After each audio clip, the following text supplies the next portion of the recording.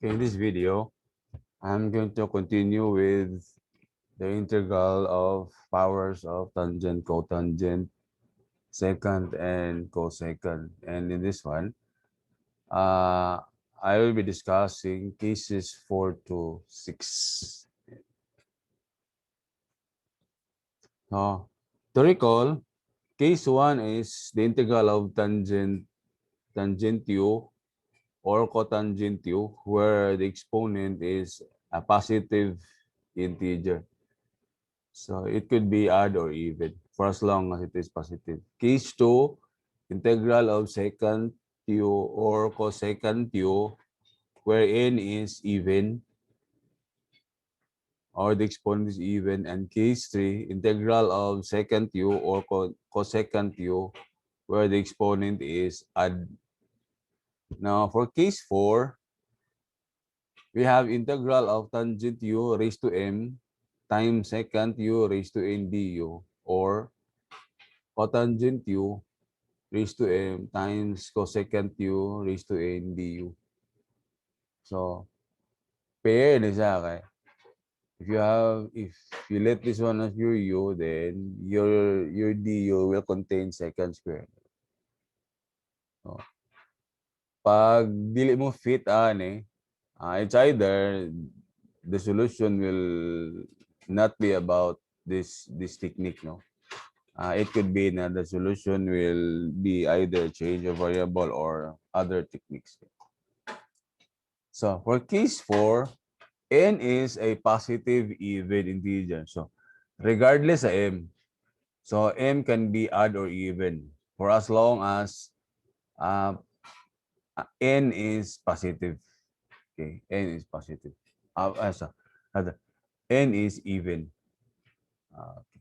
So, pag even siya, like squared or raised to 4, same idea lang na if this is your u, your du is secant squared du. So if this is 4,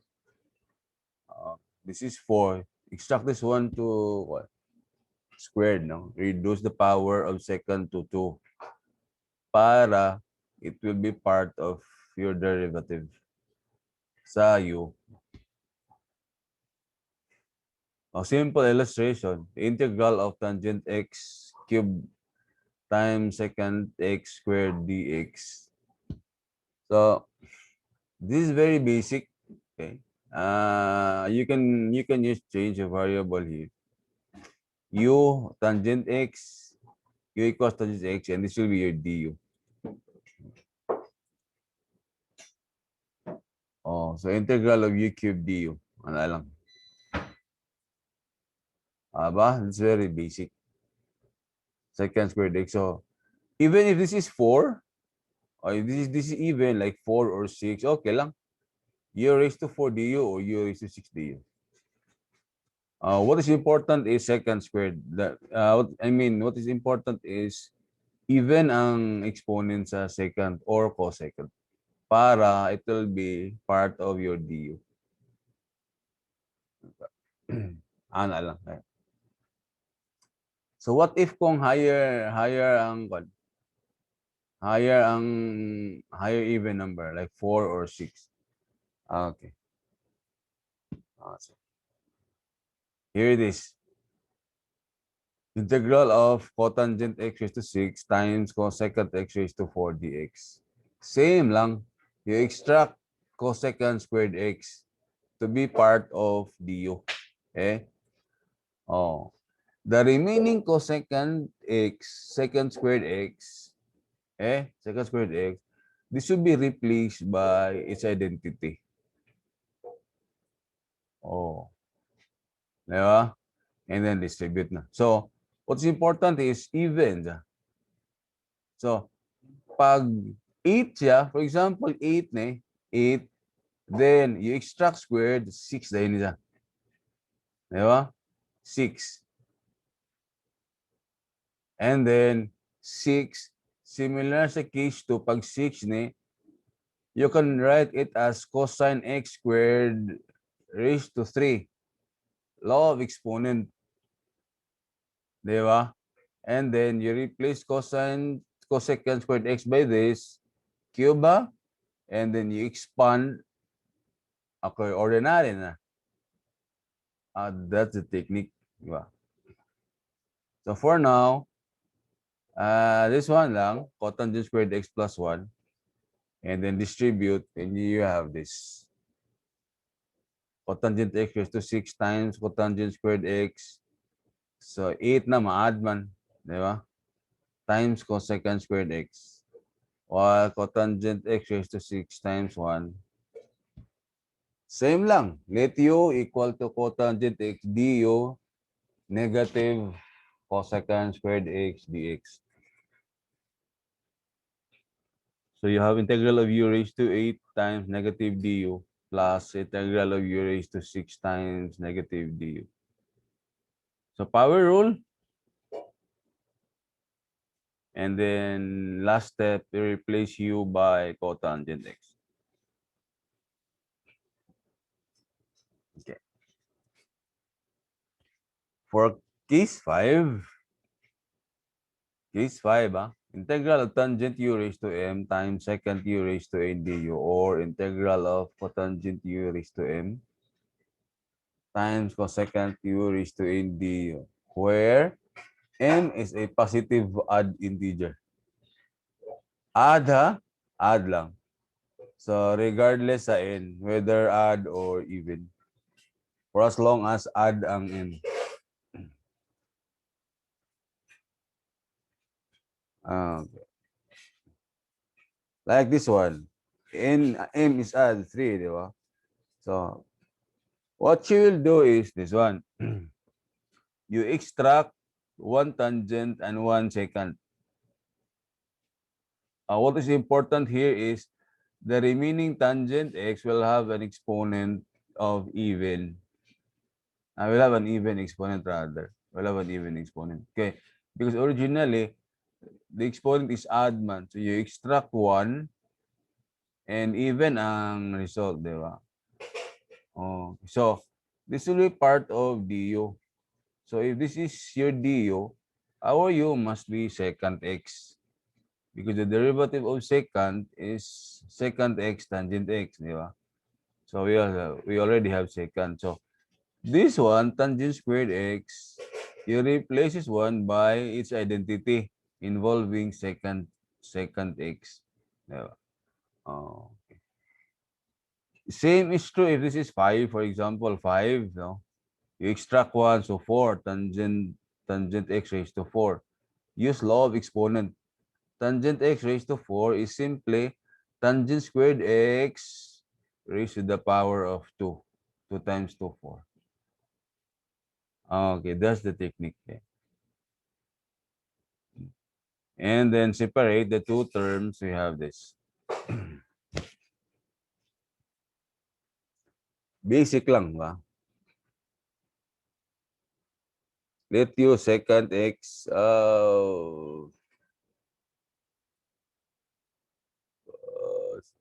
sorry.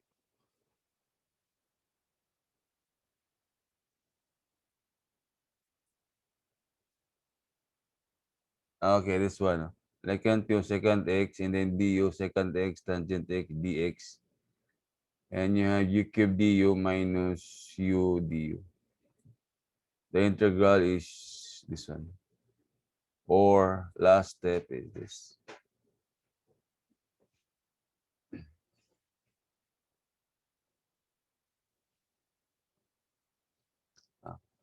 And case number 6, the last case is this. Integral of tangent u raised to m times secant u raised to n du, or cotangent u raised to m times cosecant u raised to n du, where m is a positive even and n is a positive odd integer. Now, let's recall. Case 4 is even. Even ang n. Case 5 is odd ang m. Case 6 is the opposite. Even ang m, odd ang n. So, pero, case 4 and 5, separate siya. So, what will happen if if you will have an integral where m is odd and n is even, you can choose either case 4 or case 5 na solution. If m is odd and n is even, you can choose what to use. Either case 4 na solution or case 5 na solution.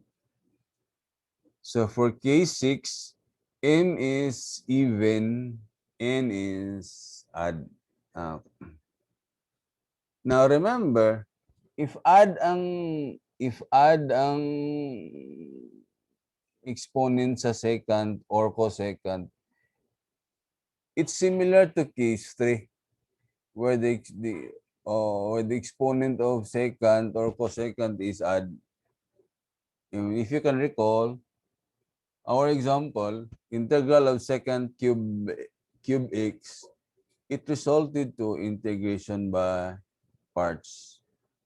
And for case 6, same na solution. We will result to integration by parts since the exponent of second or cosecant is odd.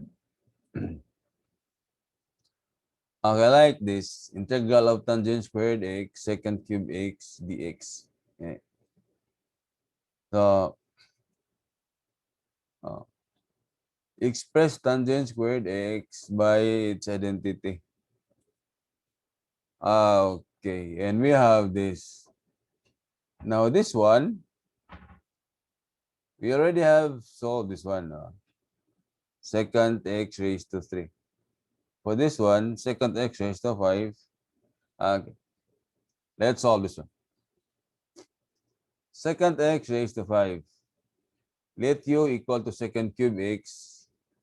Our du is 3 second squared x, second x, tangent x. And our dv, udv, we extract second cube x, rather we extract second squared x dx para when we integrate v, the result is tangent, di ba? So extract second squared x and what is left sa u is cube. So differentiate 3 second squared x times derivative of second x tangent x dx. While the integral of dv is tangent x. Okay. So, you will have this u times v minus integral of v du. Okay? So, you will have this. Second cube x tangent squared x. Next, you replace tangent squared x by second squared x minus 1. Okay, and then separate the two terms. We have this one.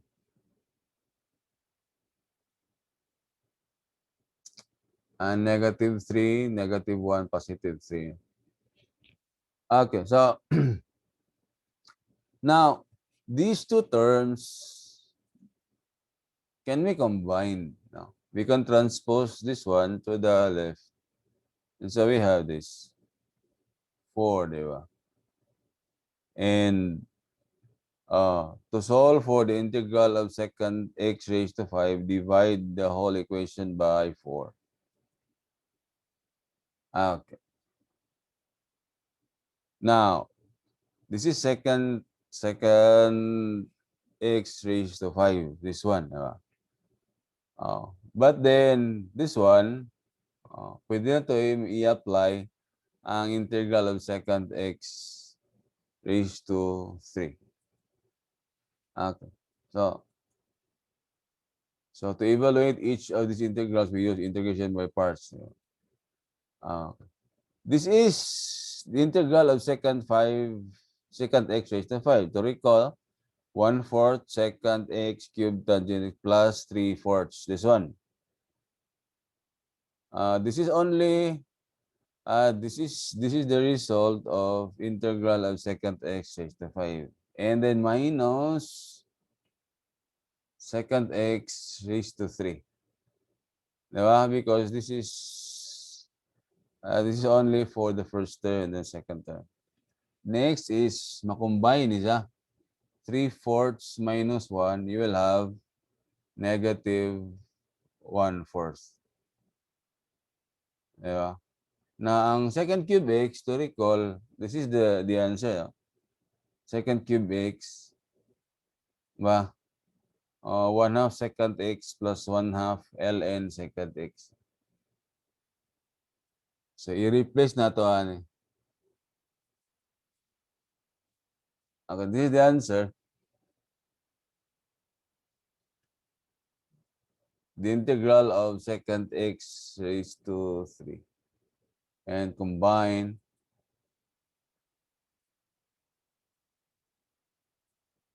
Okay. So, therefore, the integral of tangent squared x secant cube x dx is equal to this.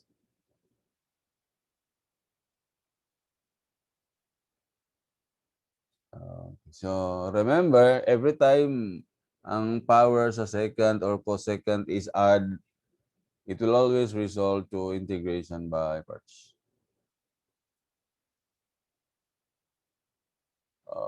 So, that's it. Thank you for watching.